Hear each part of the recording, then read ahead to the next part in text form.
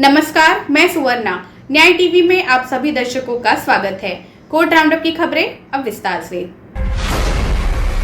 America की e commerce company Amazon को supreme court से बड़ी जीत मिली है। दरअसल सुप्रीम कोर्ट ने रिलायंस और फ्यूचर ग्रुप के बीच की डील पर अमेजॉन की अपील को जायज ठहराया है। कोर्ट ने कहा कि सिंगापुर के आपातकालीन पंचायत ईए ने अक्टूबर में इमरजेंसी सुनवाई में इस डील पर रोक लगाने का जो फैसला किया था वो भारत में भी लागू होगा। आपको बता दें कि फ्यूचर ग्रुप और रिलायंस रिटेल के बीच 24,000 करोड़ रुपए से ज्यादा की डील हुई थी। इस डील पर अमेजॉन को आपत्ति है। अमेजॉन ने फ्यूचर ग्रुप के कूपन्स में अपनी हिस्सेदारी का हवाला देकर इस डील पर सवाल उठाए हैं। क्या कहा था अमेजॉन ने? अमेजॉन ने कोर्ट में कहा था कि सिंगापुर के आपातकालीन पंचायत ईए का फ्यूचर ग्रुप को रिलायंस रिटेल के साथ विलय सौदे से रोकने का फैसला वैध है और इसका क्रियान्वयन कराया जाना चाहिए। इस मामले में वरिष्ठ अधिवक्ता हरीश साल्वे ने फ्यूचर ग्रुप और वरिष्ठ वकील गोपाल सुब्रमण्यम ने अमेजॉन की पैरवी करते हुए अपनी अपनी दलीलें रखी थी। अमेजॉन ने दिल्ली हाईकोर्ट के फैसले को दी थी चुनौती।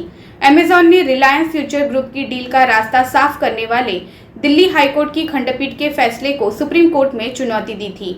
अमेजॉन ने कोर्ट में तर्क दिया था कि फ्यूचर ग्रुप के बियानी परिवार ने कुछ समझौता करने के लिए उसके साथ बातचीत की थी। वो ईए के उस फैसले को मानने के लिए बाध्य है जिसमें फ्यूचर ग्रुप को रिलायंस रिटेल के साथ विलय के सौदे पर आगे बढ़ने से रोक लगाई गई है। अमेजॉन को दिक्कत क्या है? रिलायंस और फ्यूचर ग्रुप की डील के मालिकाना हक पर अमेजॉन को दिक्कत है। फ्यूचर ग्रुप की ही एक कंपनी फ्यूचर कूपन्स में अमेजॉन की 49% हिस्सेदारी थी। अमेजॉन और फ्यूचर ग्रुप के बीच जो डील थी उसके मुताबिक कंपनी बेची जाती है तो खरीद का पहला अधिकार अमेजॉन को होगा, लेकिन रिलायंस फ्यूचर ग्रुप की डील में इसका पालन नहीं हुआ। दिल्ली पुलिस ने गुरुवार को दिल्ली हाईकोर्ट के समक्ष अपना पक्ष रखते हुए कहा कि उसने टूल किट साझा करने में कथित संलिप्तता को लेकर पर्यावरण एक्टिविस्ट दिशा रवि के खिलाफ चल रही जांच के संबंध में मीडिया को कोई जानकारी नहीं दी है।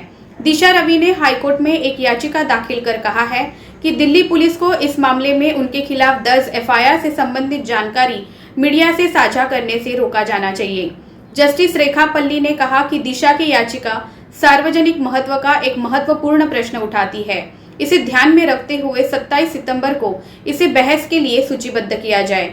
दिल्ली पुलिस की ओर से पेश हुए वकील रजत नायर ने कहा कि पुलिस की ओर से मीडिया को कोई जानकारी उपलब्ध नहीं कराई गई है।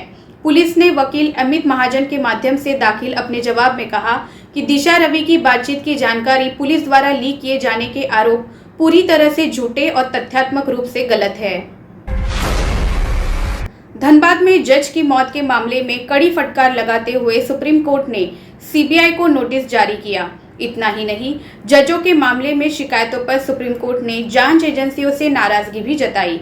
सुप्रीम कोर्ट ने शुक्रवार को धनबाद के जज उत्तम आनंद के मौत पर स्वतः संज्ञान मामले में सीबीआई को नोटिस जारी करते हुए कहा कि जांच एजेंसी बिल्कुल भी न्यायपालिका की मदद नहीं कर रही है।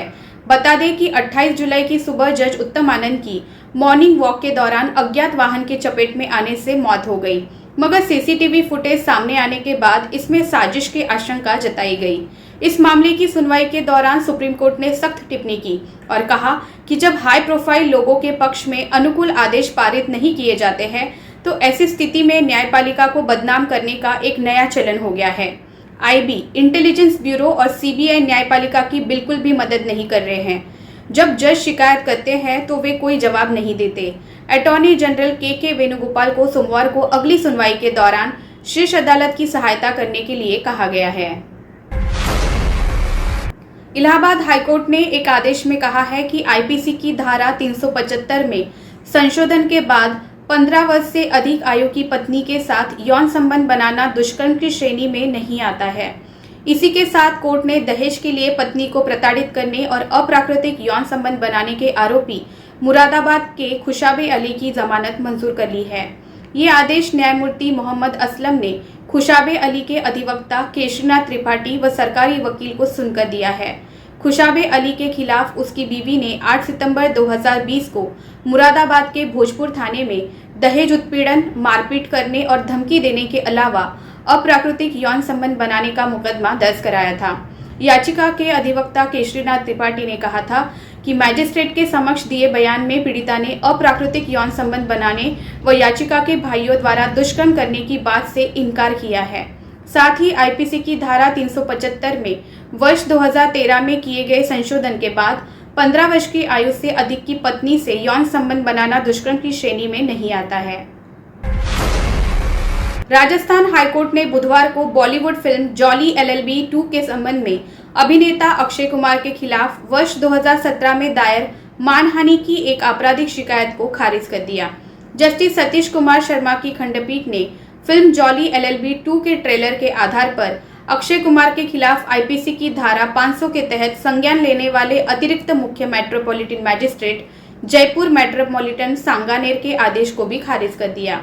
कोर्ट ने अपने आदेश में जोर देकर कहा, याचिकाकर्ता एक कलाकार है जिसकी किसी व्यक्ति या याचिकाकर्ता या वकीलों के वर्ग के खिलाफ कोई व्यक्तिगत राय या इरादा या कोई दुर्भावना नहीं है। इस प्रकार आक्षेपित आदेश भी भाषण और अभिव्यक्ति की स्वतंत्रता के याचिकाकर्ता के मौलिक अधिकारों का उल्लंघन करता है, जिनकी संविधान के अनुच्छेद 19(1)(a) और 19(1)(g) के तहत गारंटी दी गई है। गुजरात हाईकोर्ट ने गुजरात धार्मिक स्वतंत्रता संशोधन अधिनियम 2021 को चुनौती देने वाली याचिका पर गुजरात राज्य सरकार को नोटिस जारी किया और कोर्ट ने कहा कि अंतर धार्मिक विवाह के मामले में ये विवाहित जोड़े को तय करना है कि उन्हें किस धर्म का पालन करना है। दरअसल गुजरात धर्म की स्वतंत्रता अधिनियम 2003 को संशोधित करके गुजरात धार्मिक स्वतंत्रता संशोधन अधिनियम 2021 बनाया गया है। सुप्रीम कोर्ट ने नोएडा प्राधिकरण में व्याप्त भ्रष्टाचार को लेकर गुरुवार को तीखी आलोचना करते हुए कहा कि प्राधिकरण भ्रष्टाचार में अखंड डूबा हुआ है। कोर्ट ने ये टिप्पणी उस वक्त की जब प्राधिकरण की ओर से पेश वकील ने प्राधिकरण के अधिकारियों का बचाव करने और फ्लैट खरीदारों की खामियां बतानी शुरू की। जस्टिस DY चंद्रचूड़ और जस्टिस MR शाह की बेंच ने सुपरटेक के नोएडा एक्सप्रेस स्थित एमराल्ड कोर्ट परियोजना मामले में सुनवाई के दौरान कहा कि प्राधिकरण के केवल चेहरे से ही नहीं बल्कि उसके मुंह, नाक, आंख सभी से भ्रष्टाचार टपकता है। सुप्रीम कोर्ट ने कहा कि ये दुखद है कि वकील डेवलपर्स का पक्ष ले रहे हैं, जबकि नोएडा प्राधिकरण निजी प्राधिकरण नहीं सरकारी प्राधिकरण है। कोर्ट ने मामले में फैसला सुरक्षित रख लिया। केंद्रीय कानून मंत्री ने राज्यसभा में कहा कि सरकार अखिल भारतीय न्यायिक सेवा ऑल इंडिया जुडिशियल सर्विस के गठन के संबंध में सभी संबंधित हितधारकों के साथ परामर्श प्रक्रिया में लगी हुई है और इसका निर्माण एक मजबूत न्याय वितरण प्रणाली के लिए आवश्यक है।